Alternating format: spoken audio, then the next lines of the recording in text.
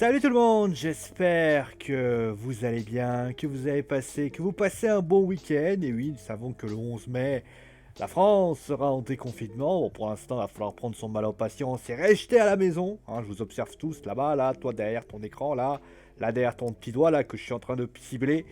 Bah justement, regarde ma review, regarde mon débriefing, regarde ma critique, regarde ce que j'ai pensé de WWE SmackDown.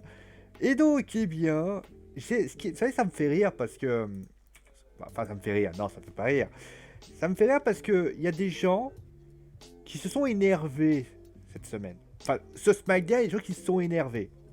Et quand je dis énervé, c'est énervé, hein, c'est énervé, je suis énervé. Parce qu'ils ont trouvé que le show était nul, que le show était pas terrible. Alors il y en a certains qui, on va dire, trouveront toujours des circonstances atténuantes. Ah bah ouais, mais la WWE, avec les circonstances qu'ils ont, eh ben c'est compliqué.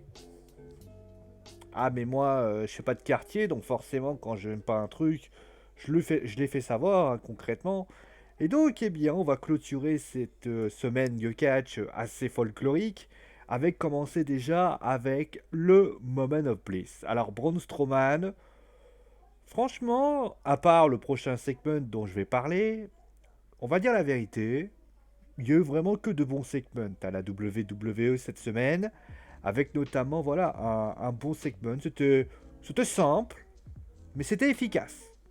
Voilà, le petit cadeau, l'idée de rappeler justement l'union Strowman-Wyatt, avec le fameux masque en question, même s'ils auraient pu prendre un masque un peu moins en plastoc, parce que là ça fait quelque peu masque d'Halloween. Hein. J'ai envie de vous dire, la prochaine fois, mettez un masque normal, un vrai masque, tu sais, un masque, clairement, tu sens le truc, pas cette espèce de masque qui ressemble à rien, voilà. Mais franchement, c'était bien pensé et voilà, il n'y avait pas grand chose, hein, c'était très précis, c'était pas grand chose, c'était un petit segment, mais c'était très agréable à regarder. On passe maintenant à Tamina contre Sasha Banks.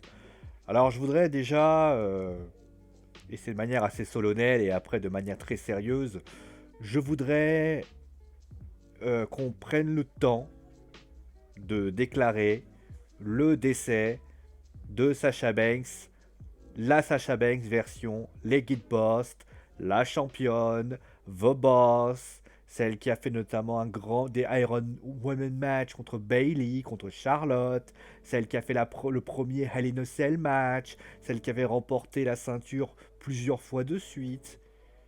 J'aimerais qu'on ait un hommage envers elle. Parce que là, nous avons en ce moment, et bien, même d'ailleurs depuis quelques temps, nous avons la mascotte.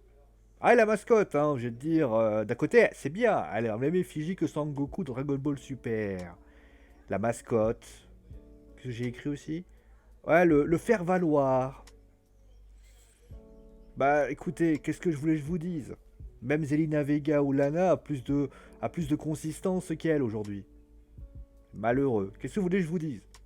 Tamina a gagné, ce qui n'est pas une surprise en soi. Mais à part un petit sourire de Sasha Banks, il n'y a rien. Là, elle va partir en rivalité avec Lacey Evans. Mais j'ai envie de te dire, s'il y avait un moment pour que Sasha Banks se rebelle, c'était aujourd'hui. Parce que je suis désolé, ça confirme bien ce que je dis depuis WrestleMania. Les gens ont eu un infime espoir d'imaginer Sasha Banks partir dans une vendetta contre Bayley. Je sais pas, je dis pas que ça va pas arriver, mais on va être très clair. Sasha Banks, c'est une mascotte. D'ailleurs, prenez le tout début du match, vous remplacez ça par une Lana, c'est la même chose. Vous vous rendez compte quand même qu'on a eu, limite, je vais dire une chose encore un peu plus drôle, on a d'un côté Bianca Belair, qui, excusez-moi de dire ça, quand elle te parle, quand elle met là, elle te fait vivre des émotions de fou. Et tu as Sasha Banks, que certains ont comparé notamment. Je rappelle que Bianca Belair, quand elle est arrivée, ouais, c'est la nouvelle Sasha, c'est la style Sasha Banks.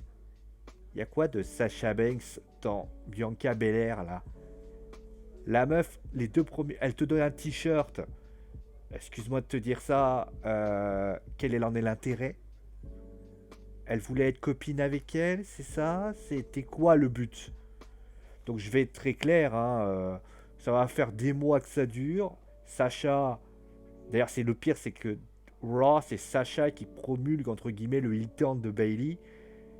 Mais au final, c'est Bayley qui est la leaduse de la Boss and Hug Connection, si tu veux. Mais il y a un truc qui est navrant, qui est navrant, c'est le comportement, quoi.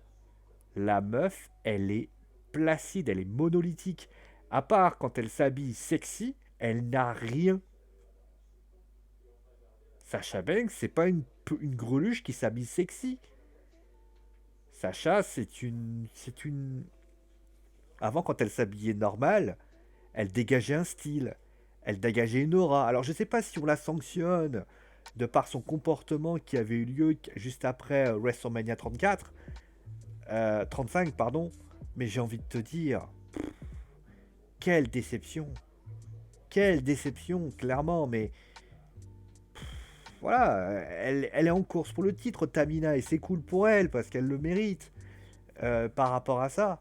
Mais de vous à moi et de vous à moi et de moi à vous, Sacha, c'est une mascotte. Là, vous la mettez dans la rayon des mascottes. Ça y est, c'est fini. Vous oubliez que c'est une lutteuse. Vous dites que c'est une mascotte. Voilà, c'est une mascotte de Bayley. Voilà, c'est bien, hein. Bravo. Bravo les amis. Vous avez réussi à faire passer. Alors, je veux bien que Sacha Banks ait des défauts. Vous avez réussi à faire passer une lutteuse qui aurait pu faire une carrière de taré à une mascotte.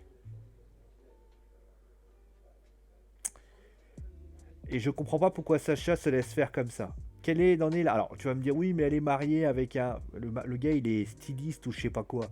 Je crois que s'il s'en va et qu'elle s'en va, ils iront faire ailleurs. Ils iront voir ailleurs. Et je suis certain que Sacha Banks pourra largement se faire remarquer dans les autres fédérations, notamment certaines fédérations à 3 lettres avec AEW, avec le néant de la fédération division féminine de la All Elite Wrestling. Ça peut que marcher. Ou alors va au Japon, va au Mexique. Mais bordel, arrête de t'asseoir, de baisser ton. Pardon, mais j'ai envie de dire un truc, mais je pense que je vais le regretter. Mais c'est une honte. C'est une honte ce qui se passe. Voilà. Bon, pour Sheamus contre Denzel de la Tourette, bah écoute, bah, c'était un jobber. La seule chose qu'on a appris, c'est qu'il allait avoir en rivalité avec Jeff Hardy. Sur la semaine prochaine, Jeff Hardy arrive. Hasard ou coïncidence, hein, voilà. Très bien. Bon, on va passer à Naomi contre Dana Brooke. Bon, alors on va parler un petit peu de la stipulation quand même, parce que la stipulation a légèrement évolué.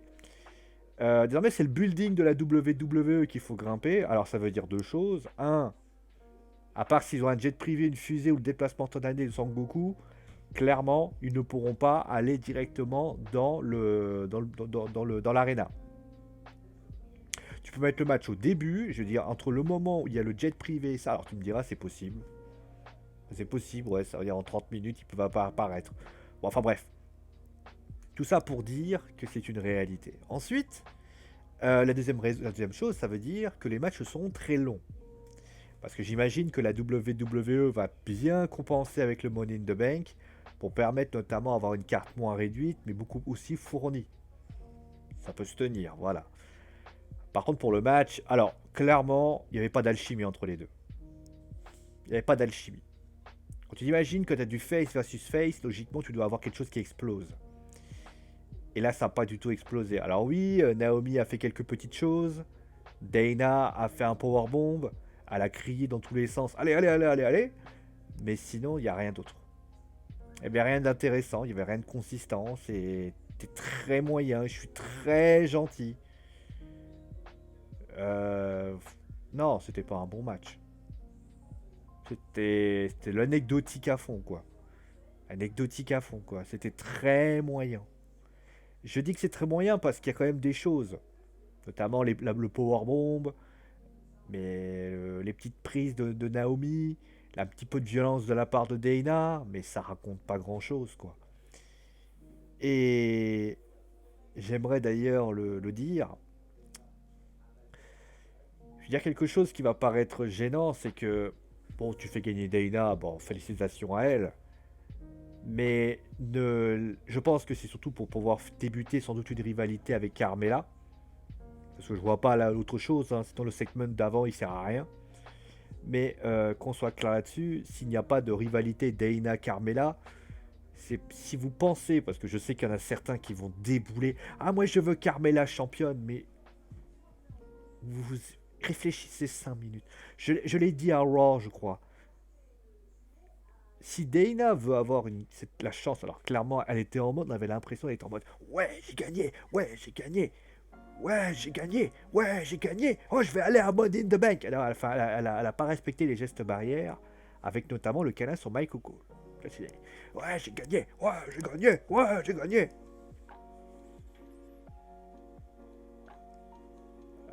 Pardon de le dire les amis, mais je vais dire une chose qui peut paraître scandaleux, mais il y a du boulot. Il y a du boulot, je veux dire, si quelqu'un imagine, ne serait-ce qu'une seconde, que Dana va remporter la mallette, bon, elle le peut, hein, voilà, et qu'on lui dit, voilà, je vais gravir les échelons. D'ailleurs, les gens vont me dire, ouais, mais la stipulation, elle la représente. Parce qu'elle va dire, oui, elle va gravir les échelons un par un. Je ne savais pas que Dana était considérée comme une underdog. On m'avait pas dit. En fait, si quelqu'un me l'avait dit, je l'aurais sans doute cru, mais pour ainsi dire, on ne m'a pas dit. Je ne savais pas qu'elle gravissait les échelons, elle. Moi, j'avais compris que Dana, c'était... Ah oui, non, pardon. Dana, c'est une fille, sa gimmick, c'est qu'elle n'abandonne pas. Elle va toujours dans l'adversité. Ah mais c'est quelqu'un qui me l'a dit, hein, je tenais à le signaler. Ça, pour moi, désolé mon gars, ce n'est pas une gimmick. C'est un état d'esprit. Une gimmick, c'est une gimmick. Tu vois, Charlotte, c'est une gimmick. Naomi, c'est une gimmick. Sheamus, c'est une gimmick. Sonia Deville, c'est compliqué, mais c'est une gimmick.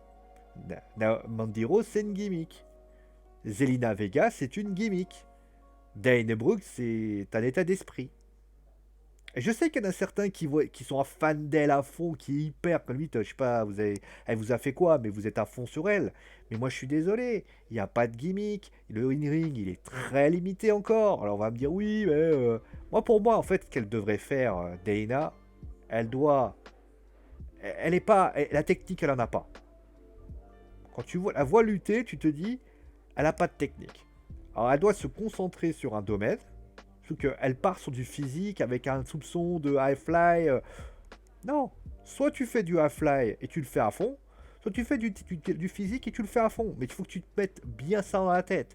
Un coup, elle part dans du... À un moment donné, on m'avait expliqué au début qu'elle voulait faire du high fly. Maintenant, elle fait une power bomb. Soit tu pars du principe que tu vas partir sur du high fly, donc de l'aérien, ce qui est une bonne chose, soit tu pars du principe que tu fais sur du physique. À la Tamina, à la tout ça. Mais oui, mais tu vas me dire, oui, mais Tamina, elle a le physique pour. Dana peut avoir le physique. Bianca Belair, aux dernières nouvelles, c'est une technique physique. Hein. C'est, voilà, pars sur du brawl ou pars sur de l'aérien. Pars du high fly, mais pars pas sur les deux. Aux dernières nouvelles, Bianca Belair ne s'amuse pas à faire des top. Comment, certes, elle va peut-être s'envoler un petit peu, mais elle a ce qu'il faut, elle a le physique pour. Mais Dana, c'est quand tu vois, quand dans son entrée, elle montre ses muscles. Du brawl, ça marche bien. Après, ça va être mieux, on va dire, ouais, mais elle met des coups. Le Steve, ça me dérange pas. Mais en tout cas, il va falloir travailler tout ça parce que c'est trop limité encore. C'est trop limité. Tu peux pas faire un bon truc avec ça. En tout cas, c'est ceux qui attendent une victoire de Dana. Je précise pour information que quand elle va choper la mallette, il va falloir qu'elle arrive à s'en servir. D'ailleurs, je voulais en parler de ça. On va me dire, oui, mais Carmella, quand elle a récupéré la mallette, personne ne s'y attendait. Et au final, bah, elle l'a cachée, est devenue championne féminine. C'est vrai. Mais regardez l'habillage qu'il y avait avant. Le côté F. Au départ, Carmella, j'avais rien compris. Hein. Et puis au final, on a compris que c'était une blonde. Un connasse qui avait été à l'aide d'une personne qui utilisait que Hellsworth. Tout ça mis bout à bout, ça tenait la route. Ça tenait la route et c'était sympa. Franchement, moi j'avais kiffé. J'avais kiffé parce que la gimmick, en plus le habit de Charlotte Flair était plutôt une bonne chose. Quand elle parle, c'est plutôt cool. Mais alors, de l'autre côté, quand tu vois Dana, elle peut pas faire. En plus, le physique de Carmella permet notamment d'avoir ce côté un peu blondasse connasse. Alors que Dana. D'ailleurs, je sais pas pourquoi, je sens qu'elle va se faire trahir par Carmella. Appelez-moi le divin si ça passe, mais je sens, pas... je le sens gros comme une pastèque. Enfin, tout ça pour dire que ben, il y a du boulot et il va falloir qu'elle bosse parce que clairement, ça risque d'être très très compliqué. En tout cas, si quelqu'un veut la voir avec le Money in the Bank, je m'en mets droit. Qu'on soit clair là-dessus, ça risque d'être. Elle peut gagner, hein, tant mieux pour elle, mais qu'on soit clair là-dessus, ça va être très compliqué. Bon, après, on va passer au segment Mandy Rose, Sonya Deville. Alors.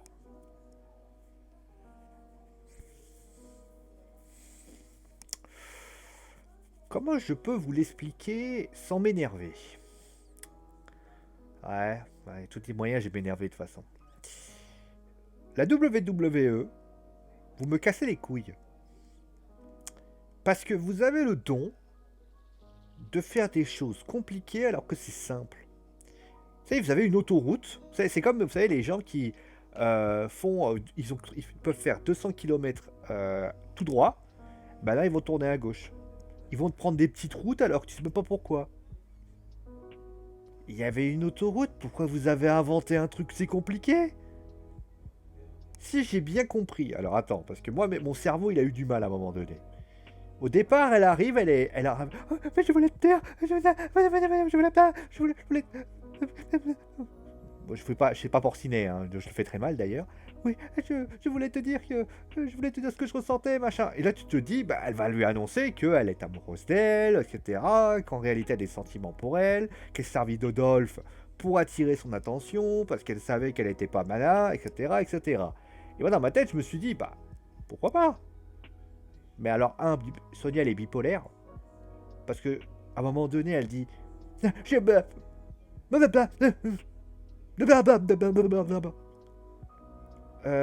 mais en fait, je suis égoïste.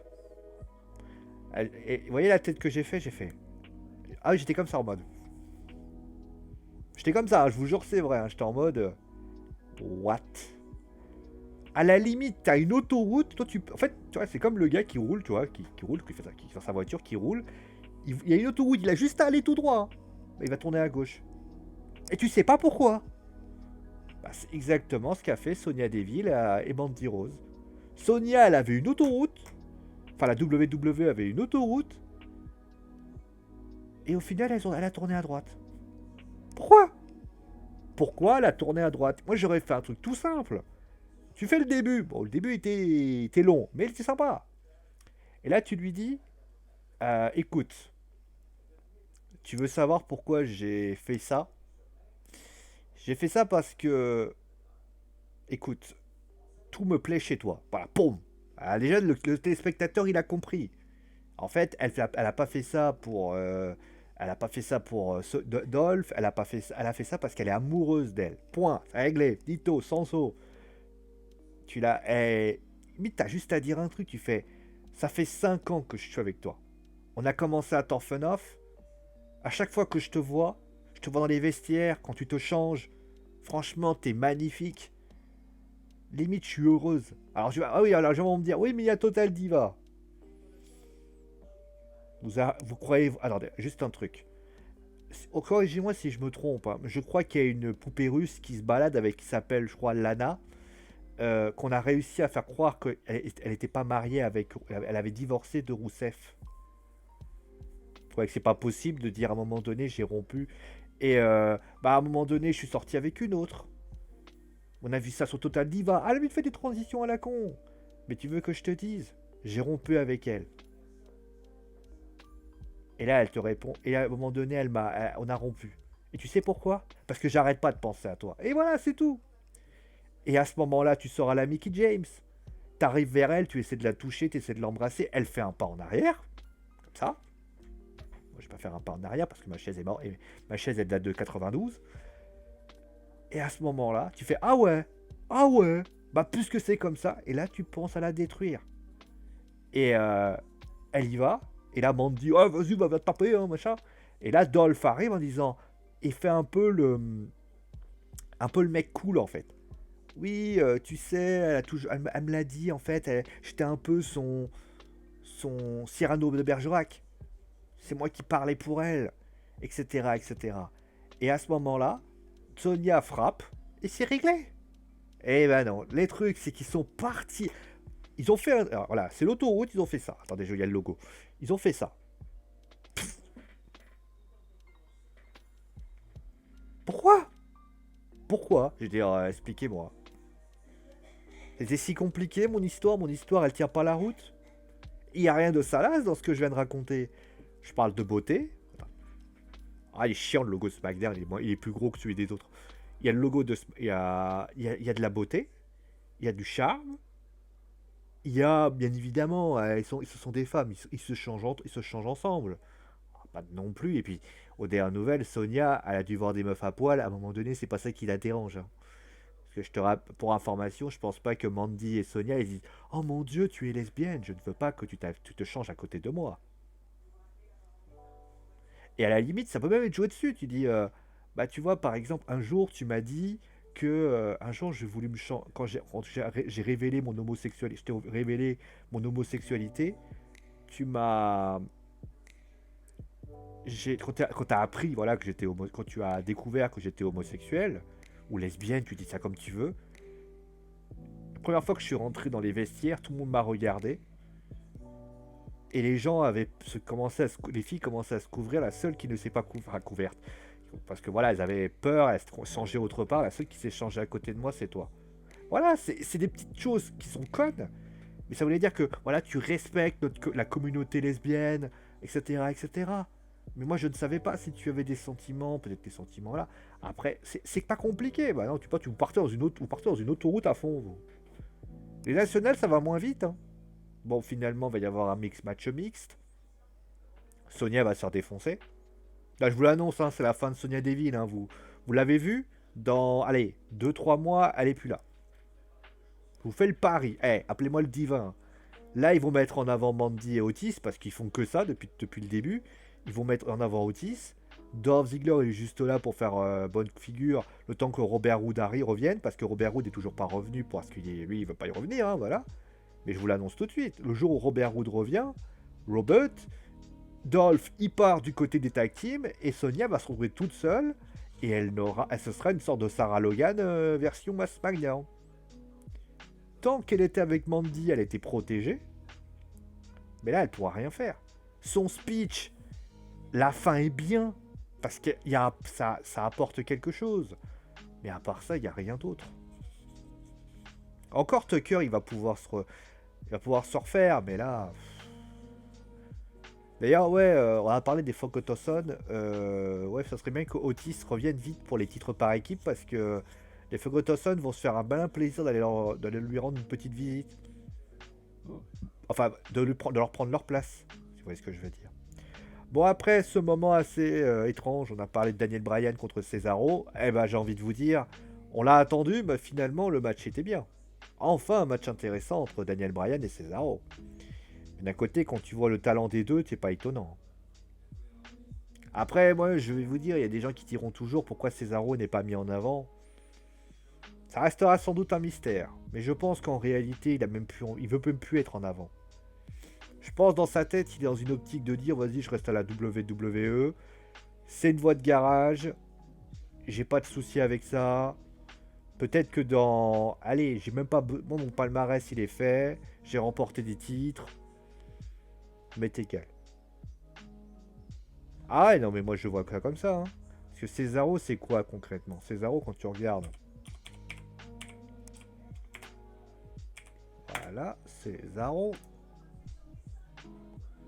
Parce que quand tu vois le palmarès de Cesaro, il est quand même vachement impressionnant. Hein. 2 fois champion par équipe avec la Ring of Honor, la Combat Zone Wrestling, la Shikara, la German Stampede Wrestling, la Pro Wrestling Guerrilla, mais après à la WWE, ça fait 5 titres de Raw, un titre de SmackDown, un titre des États-Unis. Pourquoi pas? Je veux dire, mais c'est vrai que malheureusement, c'est une énigme. C'est une énigme et je pense qu'on ne saura jamais pourquoi. Et je soupçonne que, de mon point de vue, la raison principale, c'est Vince. Je pense que Vince ne croit pas en Cesaro. À tort ou à raison, hein, mais il ne croit pas en lui. Il pense que Cesaro est un lutteur passable. Bon, on va passer au main event avec le Miz, Biggie et Jey Uso. Bon, avant de parler du résultat, le match déjà était bien. Pour moi, c'est le meilleur des 4 main events. À n'en pas douter. Il y avait de l'explosivité. C'était court, hein, mais le match était court, mais c'était explosif. Il y avait de la casse. Juste pour information, je voudrais juste dire à la WWE, faites quelque chose pour Xavier Wood. Ah, parce que là, c'est chaud, on dirait un moine Shaolin. Bon, voilà. En tout cas, ce qui est certain, c'est que j'ai la victoire de... J'ai cette victoire. Pourquoi pas? Pourquoi pas? Voilà, ça se tient. Ça se tient et ça s'écoute, comme on dit. En tout cas, ce qui est certain, c'est que voilà, le Miz, il a perdu avec John Morrison. C'est navrant. C'est navrant, mais bon, c'est ce que je vous dis, moi. Qu'est-ce que je voulais que je vous dise? Justement, on va en parler, parce que c'est vrai que là, le match était cool. Le match était cool, mais le résultat... Alors, je sais que ça a gueulé hein, sur les réseaux sociaux. Et à juste titre, c'est vrai que c'est relou. C'est relou de voir sans arrêt les mêmes toujours mis en avant. C'est toujours relou parce qu'on voit toujours les mêmes, les New Day, les New Day, les New Day, les New Day, les New Day. C'est vrai que ça devient vite relou. Là, les New Day, ils explosent record sur record. C'est une équipe, je crois, qui date de... Putain, les New Day, ça fait longtemps, hein. Je regarde New Day, ça va faire combien de temps? Ça va faire plus de 10 ans qu'ils sont déjà là encore. Attends, on va regarder. À 2014, ouais, 2014, ça veut dire... ça fait 6 ans déjà. Et les mecs, ils abandonnent pas. Hein. Je crois au niveau des termes de longévité d'équipe, je crois que les Usos, il n'y a que les Usos qui les ont battus. Puisque, je parle pas de Miz Morrison, parce que bien sûr, il y a des séparations. Mais Jimmy et Jay, c'est la seule équipe qui a réussi à perdurer plus avec le temps. Mais la réalité, elle est là. C'est que les New Day, ça fait 6 ans. Ils sont à... Alors, j'ai pas combien... Alors, je vais vous trouver le nombre de ceintures, mais ça va être... Ils sont... Là, ils sont à 8 titres. Attendez. Ils sont là à 7 titres. Alors, je sais pas s'ils l'ont compté. Attendez, ils l'ont compté ou pas? 8e titre. Ah, voilà, ils l'ont pas compté. 8e titre de par équipe de la WWE. Ça fait beaucoup. Hein. Maintenant, je vais essayer quand même d'essayer d'expliquer. Je vais essayer d'expliquer. Alors, je ne justifie pas. Je essaie vraiment d'expliquer. Je pense que dans une situation actuelle, vous avez vu, il y a eu des renvois, il y a pas mal de choses qui se passent. Alors, je vais pas revenir sur le fait qu'à un moment donné, il faut arrêter les conneries. Je vais dire, pourquoi pas faire un triple threat WWE Tag Team? À un moment donné, tu fais un six-man tag, clairement. Un six-man triple threat Tag Team Championship. Mais bon, je pense que c'est par rapport au confinement. Donc, ils préfèrent mettre à 3 au lieu d'être à 6. Ah, c'est quand même assez étrange parce que tu t'imagines bien que Yoshirai et tout le reste se sont affrontés à 6, que le Money in the Bank ce sera à 6, mais qu'eux ils peuvent pas être à 6. Cherchez l'erreur. Bon, ça me fait chier aussi pour le Miz, parce que le Miz malheureusement il passe pour le petit con de service, enfin pas pour le petit con, le crétin de service, dans le sens où il perd tout quoi. John Morrison il gère et lui il gère pas. C'est navrant. Et puis pour la victoire, moi je pense que c'est simplement une histoire de protéger ses acquis. C'est-à-dire que dans la WWE, il faut pas se leurrer, il faut pas se cacher. La réalité, c'est que on est dans une situation, c'est que la WWE peut-être se sent un peu dans le dur. Les renvois, même si j'ai vu des articles comme quoi il y avait des bénéfices, les renvois démontrent en tout cas que la WWE considère que que la WWE se sent dans le dur. À partir de là, il faut que les acquis soient sûrs. À un moment donné, je vais vous prendre un exemple. Dans les années 96-97, quand la WCW a émergé et que ça a commencé à être dur pour la WWE, la WWE a considéré qu'il fallait faire confiance aux gens qui étaient, voilà. C'est-à-dire les Stone Cold Steve Austin, c'est-à-dire les Undertaker, c'est-à-dire Shawn Michaels, et ainsi de suite. C'était la base. Ils ont fait exactement la même chose pour cette année, pour ce qui vient de se passer là.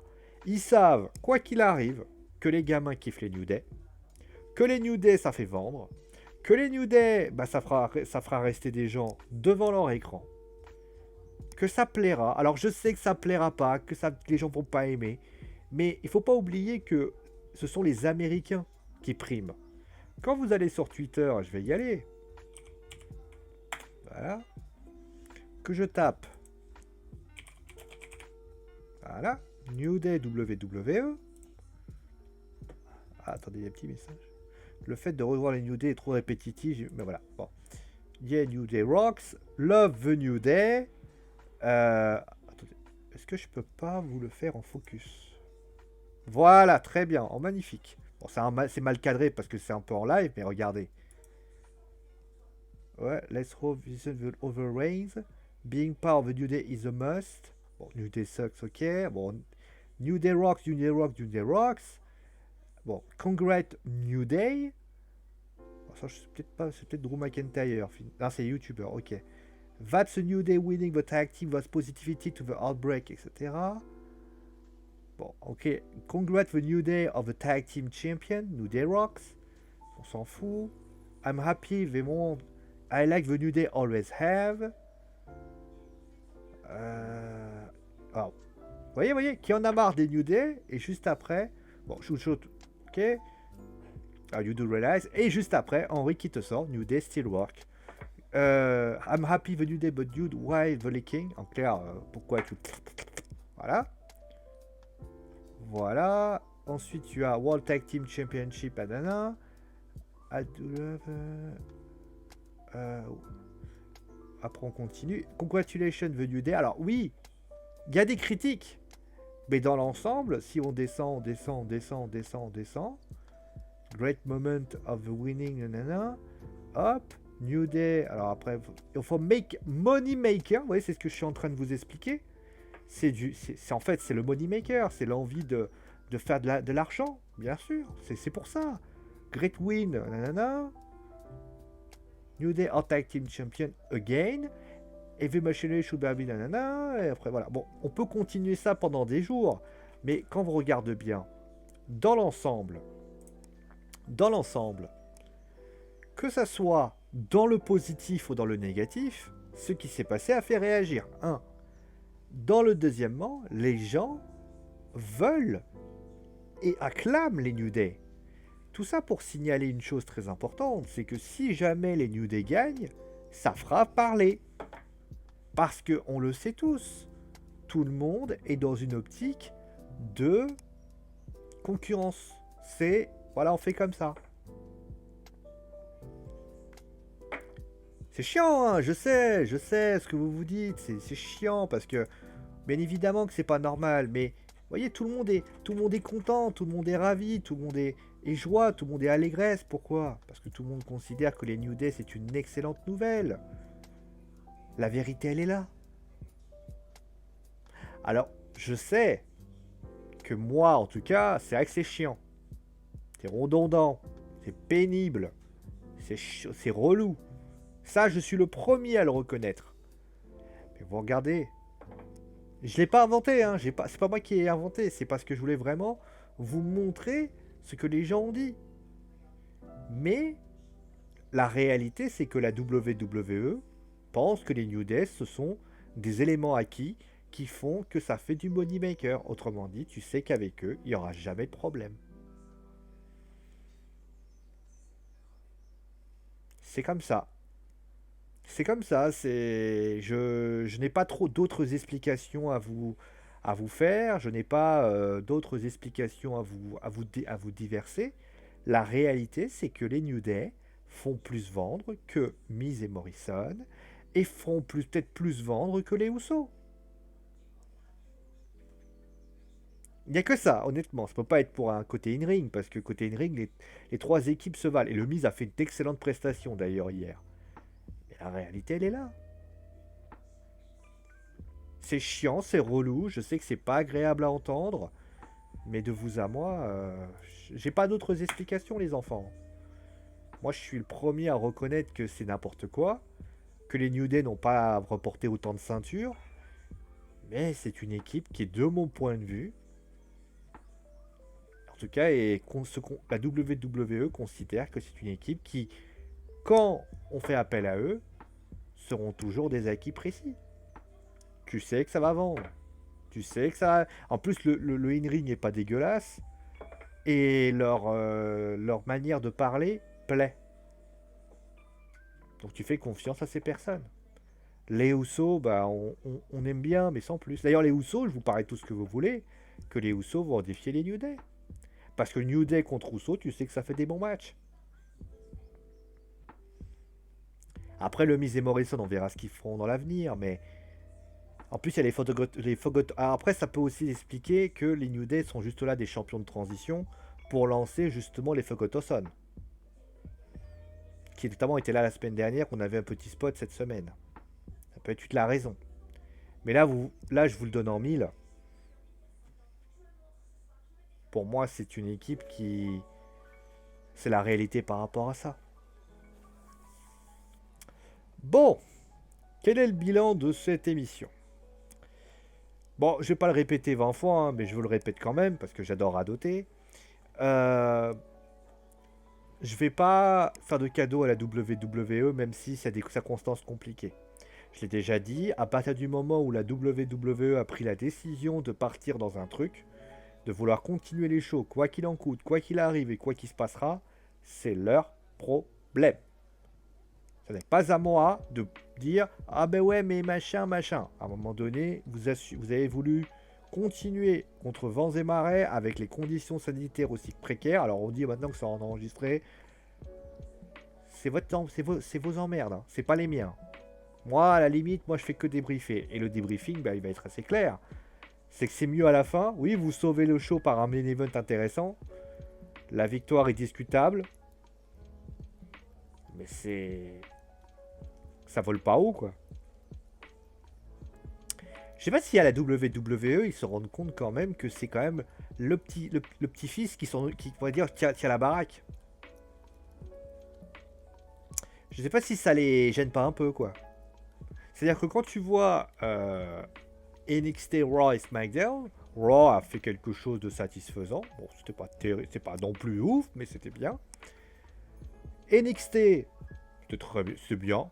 Vous savez, en fait, quand SmackDown et Raw ils dégringolent, c'est bien de la merde. Quand Dynamite dégringole, il fait de la merde. Par contre, quand NXT fait dégringole, bizarrement, c'est quand même intéressant. C'est bien beau de vouloir virer la moitié du pays, mais à un moment donné, il faut peut-être s'ils veulent virer les producteurs parce qu'ils sont incompétents, ce que je ne crois pas, à un moment donné, il va falloir qu'ils se réfléchissent un peu. Enfin bref, bon voilà, je t'invite bien évidemment à me dire ce que tu as pensé en commentaire de cette fameuse vidéo que je viens de vous faire, sur ce que j'ai dit, sur ce que j'ai fait, sur ce que je pense. En tout cas, moi, je vous souhaite une bonne fin de week-end, gros bisous, et bien sûr, abonnez-vous. Attendez, c'est pas le sens. Mettez un pouce bleu, likez, mettez un pouce bleu, et vous savez quoi, partagez ça à vos amis, et vous savez quoi, abonnez-vous. Allez, prenez soin de vous les amis.